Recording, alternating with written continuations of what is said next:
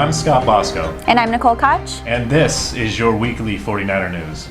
Tonight, Apple's iPhone is breaking hearts, California gets a new bike legislation, Dark Harbor tells a haunting story, and finally, things get dramatic with a new play. Apple's new iPhone 6 is bending some of its new owners out of shape. The iPhone 6 and 6 Plus were released to the public a few weeks ago with a larger screen, a better camera, and a few unexpected features.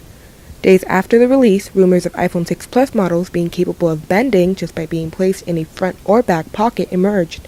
Apple has since responded to such rumors by saying that the number of reported cases are extremely low and normal use will not cause such bending. Cal State Long Beach student Michelle Tran, owner of an iPhone 6 Plus, stands beside Apple and loves her new phone. My cousin actually works at Apple, and she said that only 1% of the phones have that defect of it bending, but it's just the pocket bend is a defect, but if you're purposely trying to bend it, then yeah, it will bend.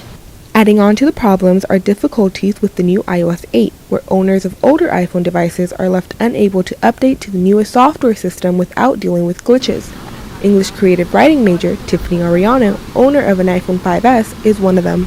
Well, I went to the store, the Apple store, and to see if I could get the update, but they told me that the iOS 8 system is only really compatible with the iPhone 6. Despite all the problems, most are not concerned, including Cal State Long Beach students Yusuf Al-Shanti and Jocelyn De Leon, who are very satisfied with their new phones. I've been always an Apple fan, so I like it. They're easy to use, they're nice, they look nice. So. It happens to one person, they think it's going to happen to everybody. So I think they're blowing it out of proportion. Reporting for the weekly 49er TV, I'm Mary Gomez. Governor Jerry Brown signed 2 new laws to encourage an increase in bicycle use and other alternative means of transportation on September 20th.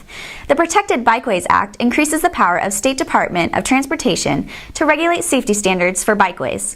According to the text of the bill, this bill will require the department to improve access for persons with disabilities, establish minimum safety, and would require the department to publish the news criteria by January 1st, 2016. The Queen Mary's haunted history returns from the dead at Long Beach's biggest Halloween attraction, the Queen Mary's Dark Harbor. From October 2nd through November 2nd, Dark Harbor brings the real haunted story of the Queen Mary to life, with 6 frightening mazes and over 200 monsters. This year's Dark Harbor unveiled new attractions including 2 brand new mazes and a new voodoo village.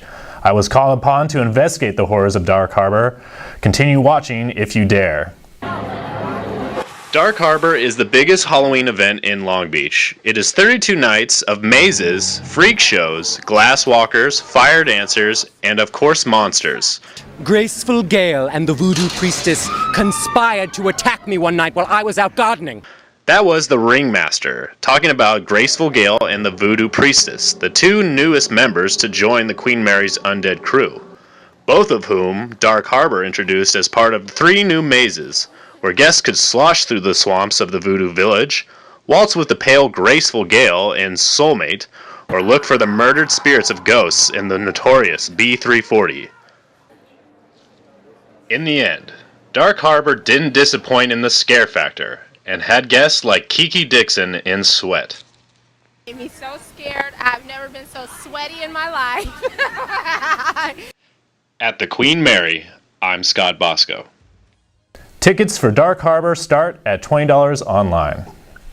Did you want some fresh fruit in between classes, or what about some homemade pita chips with hummus to take home? Well, you're in luck. The Farmers Market is back on campus. 2 to 3 times a month, you can find a row of different distributors selling fresh produce, homemade snacks like dried fruit and nuts, and my personal favorite, the cake. The Farmers Market is every other Wednesday on the Friendship Walk right near the USU. Make a point to stop by for delicious snacks and support the local companies. The Theater Arts Department is opening a new play with a story of success and sacrifice. Merrily We Roll Along opens the Theater Arts Department 2014-2015 season, October 3rd through October 12th in the Studio Theater.